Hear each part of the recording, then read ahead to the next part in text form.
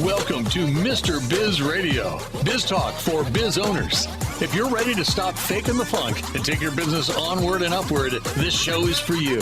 And now, here's Mr. Biz, Ken Wentworth. All right, welcome to another episode of Mr. Biz Radio with me, Mr. Biz, Ken Wentworth.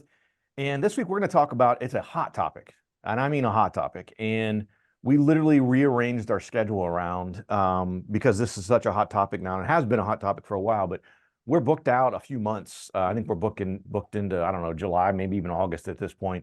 But we wanted to have our guest this week on because, again, this is a pertinent topic. And I'll admit a little bit selfishly, I've got some people in my family and friends I'm with that's episode is pertinent to as well. So I've been looking forward to having our guest. My guest today is Dave Knapp. He's the creator of On the Pen, a fast-growing media platform focused on breaking news and advocacy around GLP1 medications, obesity, and type 2 diabetes. Dave is a patient turned advocate who's built a massive online community by sharing news, personal insights, and fighting for access to life-changing treatments. His work has been featured in major outlets like Fortune, Bloomberg, and Yahoo Finance, and his podcast is one of the top-ranked medical shows in the country. And he's joining us from Washington, D.C., where he was on a panel for several hours this morning, so he warned me. He said, but Dave, welcome to Mr. Biz Radio. I'm really happy to have you. And Ken, thank you for having me here. It's a pleasure to be here. I appreciate you opening up your time and platform to the On the Pen story. So it's a pleasure to be here. I thank you very much. Yeah, absolutely. So I got a ton of questions here. I want to make sure we get through everything. But really, before we get started with that, tell us a little about your journey, how you became, a patient turned advocate, how that all kind of unfurled for you. Yeah, I appreciate the opportunity to share my story whenever I can. So I am a father of 4 small children. Their ages 11 all the way down to 5. And I lost my own father at a pretty young age. I lost my father when I was 26. He was in his early 50s to a massive heart attack. Nobody saw it coming, anything like that. And so as you can imagine, I've put a pretty great emphasis on taking care of my health and making sure that I'm around for as long as I can be for my kids. I started to experienced some health complications with some kidney stones in 2022, fall of 2022, which led me to just investigate why that was. And I was feeling like what I always call, Ken, is like in the afternoons, I would get this narcolepsy level sleepiness, right? Everybody kind of gets the sleepies if they overeat a meal or something, but this was like to the next level. And it was always in the afternoon, like after lunchtime. And so I wanted to investigate this a little bit further with my primary care physician. And in doing so, had some blood work run, and he said, listen, the way you feel the way that you feel is because you're type 2 diabetic. And I said, what? I had never had any sort of inkling. Obviously, being overweight is a risk factor. Genetics are a risk factor, all these things. But at 36 years old, it was not what I was expecting at that time. And so he said, Dave, what do you want to do? And I said, well, I don't want to take medicine. He said, okay, well, we're going to put you on this keto diet. It's going to get your diabetes under control and you're going to lose a bunch of weight. What he didn't understand is that I had yo-yoed on that diet through my obesity journey for about 20 years. I could sustain it for about 2 or 3 months at a time. And then going off it for a couple of months at a time. I always say for 20 years I was on this diet at least half the year, every year. But I would lose 25 pounds, and on the upswing, I would gain 30 or 35. And so it was sort of this snowball effect where as I was sitting in the office that day, getting that diagnosis, I was at 319 pounds. And so obviously not the news you want to hear. And even though he was sort of prescribing a diet that I had failed on my whole life, I was willing to do whatever it took. So I white knuckled for about a full year on the ketogenic diet, got my A1C, which is a fancy metric that the doctors use for measuring how diabetic you are, essentially. But it was in non-diabetic numbers. But the problem is my weight. The weight issue had only gone from 319 pounds to 312 pounds in a full year of white knuckling. And this wasn't a surprise to me. I had slowed down in my ability to lose weight. Used to be, I could just try a little bit and knock off 20 pounds. This was a year and a half probably prior to my diagnosis of really white knuckling and just seeing very little results. So the weight loss wasn't surprising, or the lack thereof. But at that point, my doctor said, hey, you're probably a candidate for bariatric surgery. And I, even at 36 years old, I was willing to do whatever it took to be around longer for my own kids. But the bariatric surgery wasn't going to work out because of insurance. There's not many people that are saying, thankfully, my insurance didn't cover something, but thankfully for me at that time, it didn't. And it presented this other option. And that's where my doctor basically laid out this idea that there was a new class of medications that was accomplishing hormonally what bariatric surgery accomplished for people. See, and Ken, you probably have heard this. Most people think bariatric surgery works, well, you just eat less, you absorb less. And that's true, that's a part of it. But really what's happening is they're observing hormonal changes within minutes, hours, days of bariatric surgery. They're observing hormonal changes in patients where all of these hundreds of hormones that are responsible for satiety and how quickly we digest food and all these insulin release, all these things are restored in these people. And so it's a hormonal balance that is brought on by bariatric surgery that allows that to take place. And he said they found ways to mimic that in drugs. And so he introduced me to this idea of a GLP1, which everybody's heard of. The name of the medication is Mounjaro. Most people have heard of Ozempic. Mounjaro is like Ozempic 2.0 because it adds another hormone. And I said, let's learn everything we can. When I went to the internet to learn more about it, there was just nothing there. There was all good information if you wanted to invest in a company that was making these drugs. There's good information if you were a doctor and wanted to read through piles of medical jargon.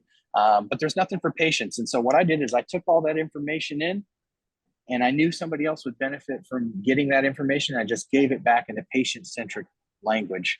And that is how sort of the journey with both my type 2 diabetes and with On the Pen started. Oh, okay. Gotcha. Well, it's funny. I mean, honestly, it's a very much an entrepreneurial type story where you hear a lot of entrepreneurs who, start a business, start something because of a need or something they find. And a lot of times it's for them personally. Like they notice like, oh my gosh, every time I go to the beach, I have this problem with the umbrella. So they create an umbrella that's, whatever. And so in that way, there's some like entrepreneurialism there because you were doing it out of your own, for your own benefit, obviously, to do research and everything, and then giving back to everyone. Mm-hmm. Yeah, I definitely on the entrepreneurial side, the business side of things, I wasn't cold in calculating at first. I definitely saw a need on a personal level for this type of information. But very quickly, the more I learned about this medication and the more I learned that, obesity and diabetes affect over 100 million people in the US alone. And if these medications can accomplish what the clinical trials are saying that they can accomplish, this thing could have huge legs. And so that's when I really started to buckle down from a business perspective and say, how can I both provide patients with information that is going to equip them to have more competent and confident conversations with their doctors, while at the same time sort of building a media brand to serve a niche that didn't exist before. And that niche, Ken, is obesity medicine news from the patient perspective. Yeah, well, again, especially at the timing you're talking about, I can't imagine, as you mentioned, there was a lot of information like that from a patient perspective. So I'm sure people have benefited greatly from that. So again, guys, we're talking with Dave Knapp, host of On the Pen, his show. You can find out more, and we'll put this in the show notes as well at glpbook.com. That's glpbook.com. He has a book, Decoding GLP1. We're going to come back after the break. We're going to find out what are these things and how can we benefit from them? What are some of the side effects, fallacies, etc.? If you would like to reach hundreds of thousands of business owners every week, Mr. Biz Radio can help. Our show airs globally 7 days a week for more than 25 hours across several internet radio stations, plus 20 plus podcast platforms. Also, video exposure on the new exclusive Mr. Biz Network streaming channel, which gets blasted to 100 plus streaming platforms, and the Mr. Biz YouTube channel, and our 350,000 social media followers multiple times every week. Join Mr. Biz Nation as an advertiser by emailing us at info@MrBizSolutions.com. Attention, Mr. Biz Nation. We have an exclusive offer just for you. Get lifetime access to scarcity countdown timers and logic links for only $69. Yes, you heard it right. Only $69. These tools will add urgency to your email campaigns and website pages, helping you increase conversions, sales, and capture more leads. Don't miss this incredible opportunity. Visit GetPulseTools.com now and take your business to new heights. Check out all 3 of Mr. Biz's best-selling books at MrBizBooks.com. Now, once again, here's Mr. Biz. All right, welcome back to the show. Again, talking with Dave Knapp this week. So Dave, let's dive right back into this. So we've heard your journey, we've heard your story. I'm sure most people are familiar at least with the terminology and things like that. But for those who maybe don't understand as well, what are GLP-1s? You know, what are some of the things that they do, and they, you know, the benefits of taking a GLP-1, and especially with what you found with yourself personally? Yeah, I'm glad that you asked that question, because there's a lot of misconceptions out there. And one of the biggest things that we try to do at On the Pen is equip people with good information that they can then take and spread in normal people language to the people around them to continue to bust the myth. So GLP-1 stands for glucagon-like peptide 1. It's a long word, but it's a very critical hormone that is released in response to taking in nutrients. So simply stated, GLP-1 is a hormone your body releases when you eat. It falls under the class of hormones called incretin mimetics. So incretin is just the class of medications that sort of covers these nutrient stimulated hormones. And then mimetic obviously sounds like the word mimic, and that's what it means. They mimic these naturally occurring hormones. The problem with endogenous GLP-1, which is doctor speak for the kind your body makes naturally, is that our gut bacteria is so screwed up from the standard American diet, a lot of the additives in our food, in our drugs, just toxins in general, that the gut bacteria is out of balance. And there's some specific gut bacteria which is rampant in super high amounts in the guts of people with type 2 diabetes and obesity. The byproduct of that gut bacteria is something called DPP4. Well, DPP4, its basically singular job is to break down your endogenous, your naturally made GLP-1. So when you have a chronic condition like disease of obesity or type 2 diabetes, you don't have a fighting chance with your endogenous GLP-1 because it's getting destroyed by this overabundance of DPP-4. So early on, doctors and scientists came up with diabetes medications that were called DPP-4 inhibitors. And really what it does, it just gets rid of that DPP-4 in your gut bacteria and allows your endogenous GLP-1 to do its job. What they found was much more effective was that they could mimic the hormone GLP-1 with a chain of amino acids. And this is where the story gets very interesting. So the way that they discovered GLP-1, they knew that it existed, but the way they discovered these mimetic drugs is that there was actually a lizard in the deserts of Arizona that would bite people, and they would present to their doctor with low blood sugar. And so the doctor, being interested in this, got some funding to look a little bit deeper, and they found that there was a peptide in the venom of the Gila monster that looked very similar to endogenous GLP-1. And so what they did is embarked upon a mission to synthesize that peptide and sort of wrap it in a molecule, a fatty acid, to slow its degradation and to make it resistant to that DPP-4. So that's where we got our first drug. That peptide from the Gila monster was called exendin. And the pharmaceutical version was then called exenatide, and it was listed and is still available on the market, known as Byetta. And Byetta was the first GLP-1. So when people are like, these drugs are brand new and nobody knows what they're going to do long term, actually, Byetta's been around for 20 years. It was just the first generation. And all the generations that have come after it, like Ozempic, and when I say Ozempic, I know that half of your audience is singing the song in their head right now, so you're welcome for that. But what they've found is just ways to basically make it so that peptide is more resistant to DPP-4 and lasts longer in your body. So where the endogenous hormone GLP-1, which again is responsible for helping to control your appetite, it slows down your digestion, it enhances your insulin secretion in response to eating food, instead of being broken down in minutes, now that GLP-1 analog is binding to those receptors in your body for almost a week.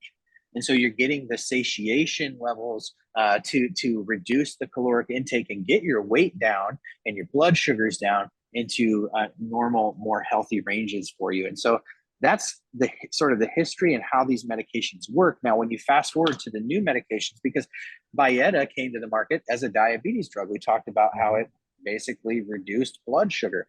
Well, what they found is when they could control insulin levels, when they can control blood sugars, people didn't have as much of an appetite.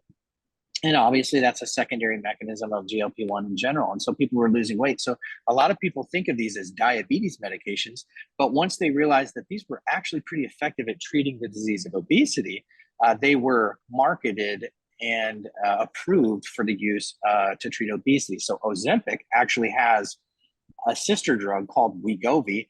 It's the exact same thing as Ozempic. It's semaglutide as the peptide.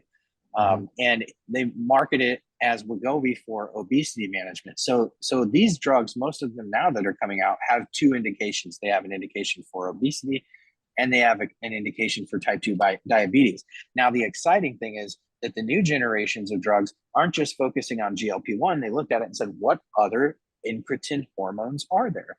And so GIP was another one that they discovered and are mimicking into drugs called Mounjaro and Zepbound.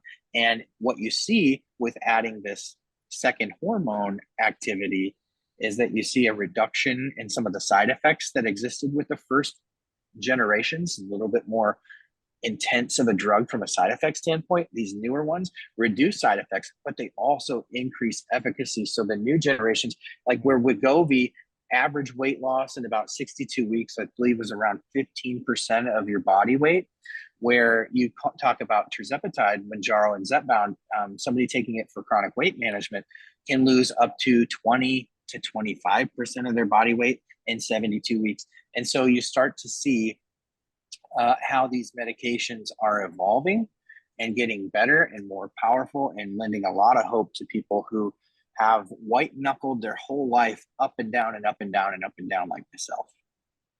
Yeah, I mean, I've seen it. Like I said, I've met a couple of family members that are and friends that are taking it. I've seen the absolute massive impact it's had in a very positive way on their lives. A lot of them have been very similar to you that have battled sort of weight problems and things like that throughout their life, and this has been an absolute lifeline for them. We only got about a minute left here, but real quick, we can finish this off in the next segment as well. But give me at least, I guess, in the last minute here, what's one of the top fallacies that you hear that's generally just absolutely completely false? Oh, that's a great question. When it comes to the drugs specifically, probably the number one misconception that I hear about them is that they're only for diabetics. And we kind of just talked about that. They were discovered for diabetics, but diabetes is so closely related to obesity. Most people who develop type 2 diabetes are also suffering from obesity as well. And so what they found is if we can treat obesity, not only are we treating the disease of diabetes, there was a recent study published with Mounjaro and Zepbound, tirzepatide. They studied, I believe it was somewhere, you don't fact check me on this, but somewhere in the ballpark of several hundred patients who had pre-diabetes. At the end of this trial on the highest dose, 99% of the patients in that trial did not develop type 2 diabetes. Oh, wow. That's huge. That is huge. Guys, we're going to hit a break here. Again, talking with Dave Knapp. He's the host of On the Pen. His book is Decoding GLP1. You can find it at glpbook.com. If you're watching, you can see he's got a copy of it up there. Good stuff. So we're going to come back after the break. We're going to continue talking about this. Some top fallacies, maybe some side effects, what to avoid eating when you're taking it, optimal ways to optimize your experience when you are taking a GLP-1. How would you like to have direct access to Mr. Biz to help you run your business more profitably and more efficiently? At MrBizSolutions.com, you get live access to not only Mr. Biz, but also several of his hand-picked and trusted business experts, each with 20-plus years of experience to help you optimally manage and grow your business. That's just the start of where Mr. Biz Solutions begins. Learn more at MrBizSolutions.com. That's MrBizSolutions.com. Attention, Mr. Biz Nation. We have an exclusive offer just for you. Get lifetime access to scarcity countdown timers and logic links for only $69. Yes, you heard it right. Only $69. These tools will add urgency to your email campaigns and website pages, helping you increase conversions, sales, and capture more leads. Don't miss this incredible opportunity. Visit getpulsetools.com now and take your business to new heights.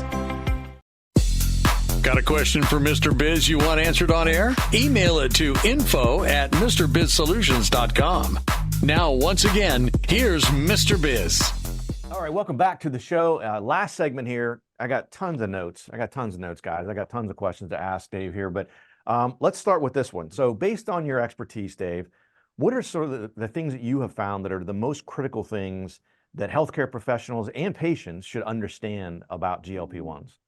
Yeah, it's a great question. I want to start by saying that I myself am not a medical professional. I'm just somebody who's benefited from the use of these medications. But we do have a unique perspective in that On the Pen is a community of well over 100,000 people who all use these medications. So the question, Ken, I think you had was with GLP-1s. Can you restate it for me? Yeah. So, I mean, what you found and with your community as well, what are the most critical things that healthcare professionals as well as patients should understand about GLP-1s? Number one, if they're considering taking it. Number two, once they're taking it, what are some things that they need to understand? Like, you might expect this, and what are some of those common things? And make sure you don't eat this, or you may have this problem, or things like that. Absolutely. It's a great question. So one of the things that I think is important to know is that, as we talked about earlier, these drugs are now several generations old. And so while they are very effective treatments for people on balance, they're not all going to work equally for every person. Some people might see a tremendous amount of success with some of the earlier versions. In fact, I was recently talking to a patient who was on Trulicity. Trulicity is actually an older GLP-1. It was the first once weekly injectable GLP-1 that was brought to market by Eli Lilly. And that drug is now a generation old, and there is a whole bunch of new ones coming up down the pike. But the one that I talked about today, which is Mounjaro, was sort of an improvement by Eli Lilly on Trulicity. Trulicity being a straight GLP-1, Mounjaro being a GLP-1 GIP. So just really up the efficacy. And Trulicity actually never was even approved for weight loss. So it didn't even have a profound effect on weight for people like Ozempic does. Mounjaro was designed to really help address both things, the weight and the type 2 diabetes. So I think the most important thing for people to know, and one of the most common misconceptions, is that these are going to work for everyone and they're going to be amazing. That's just not the case. Case in point, these medications, we talk about how they're prescribed for diabetics and prescribed for people with obesity. The clinical trials that are done to test these drugs, they separate those patient populations. In other words, they take the active ingredient and they give it to the diabetes population and measure their results. And then they give it to the population without diabetes and they measure their results. And so you get separate results. When you look at the data, the weight loss observed with these same medications in the same doses is far less with people who live with type 2 diabetes than it is with people who do not live with type 2 diabetes. But if you go to TikTok or you go to YouTube or Instagram and you start seeing all the stories, people share their highlight reels. Here's the pants I used to wear, and they hold it up and it's this spectacularly large pair of pants and they're just kind of like hiding behind them. Right? Yeah. That's not, people share their highlight reels, they share their success. They don't necessarily share the part of their journey that takes, really close coordination with your doctor to find the right treatment for you. And even then understanding that some of these molecules, they work on certain pathways that are going to work different with one person's biology than the next. That's why there's a whole nother generation of these drugs in clinical trials now that are going to come to market that will be even more powerful and offer more hope to people who need a little something more. So I got to ask this. I've heard this. You're the best expert I've talked to about this. So I want to get your opinion on this. So one of the things I've heard is taking it long term. One of the potential side effects or potential negative things is some of the weight you're going to lose are actually, what I've heard is a larger percentage of the weight you're losing is lean muscle mass. And is that going to have an impact on someone if they're on, is this designed to take for a short period of time and then kind of wean yourself off, and then, or if you're taking it long term, is that going to have a long term impact if you're losing that lean muscle mass, especially if, let's say, you're over the age of 50 and you're, or maybe even older, and losing that lean muscle mass, because we all know that's definitely a bad thing for longevity and things like that. Yeah. So, what have you found with that, Dave? It is a completely fair concern. And if you look at the data, something that you definitely want to pay attention to when you get on these medications, and work very closely with your doctor, maybe even incorporating some DEXA scans, which people don't know. It's just kind of a fancy x-ray that you lay in, and it's going to give you your body composition. Everybody looks at weight and weight loss. Yeah, people lose weight, but if you're losing muscle mass, that's dangerous. Right? Sure. Because you're, as you alluded to, longevity, long-term health is so closely linked to the preservation of muscle mass as we age. So fair question. And the clinical trials for all these medications do show that there's some loss of muscle mass. Now, a couple important things, I think, to put this data in context. Mm-hmm. Any weight loss, whether you're doing it the natural way, right? Eat less, move more. If you're able to accomplish weight loss that way, great. People living with severe disease oftentimes struggle to lose weight even in the presence of those things. So I think it's important to understand that with any weight loss comes muscle mass loss. So that's normal when you study any diet that's ever existed, any fad diet out there. You're going to lose muscle mass along with your lean mass.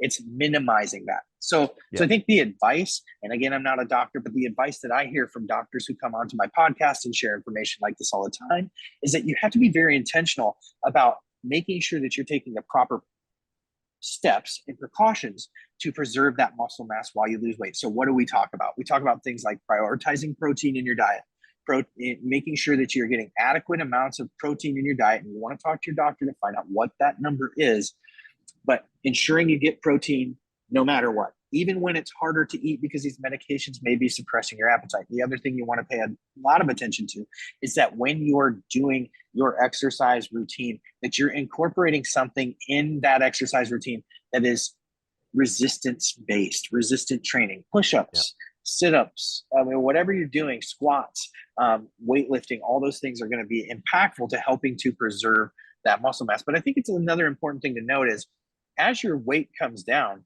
your body doesn't require as much muscle mass to carry around the weight.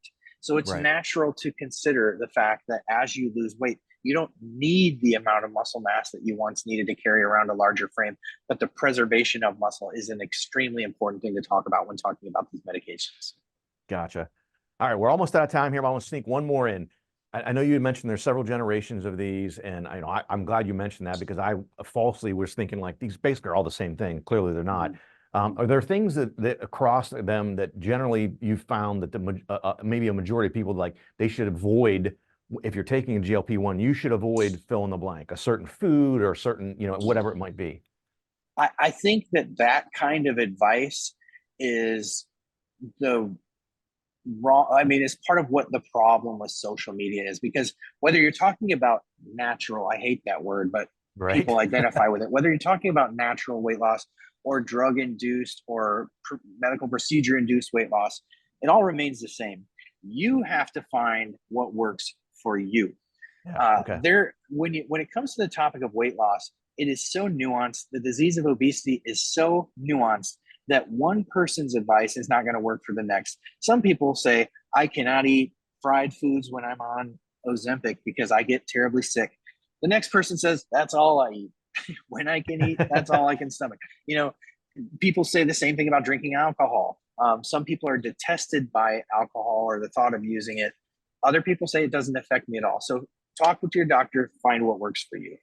Yeah, that makes sense. And I kind of thought that was it. I didn't know if there was one, especially with multiple generations of these medications and things like that. Again, talking with Dave Knapp, host of On the Pen. Check out his book, Decoding GLP1, glpbook.com. You can find it there. Dave, thank you so much for coming on the show. I really appreciate it. Ken, my pleasure. Thank you so much for having me. Yeah, absolutely. Guys, thanks for watching. Thanks for listening. Have a fantastic rest of your week. And don't forget, as always, cash flow is king. To become part of Mr. Biz Nation, follow him on all social media platforms or never miss a show by going to MrBizRadio.com. If you prefer free video content, visit the Mr. Biz YouTube channel or check out his streaming channel, which is available on 100 plus streaming platforms at MrBizNetwork.com.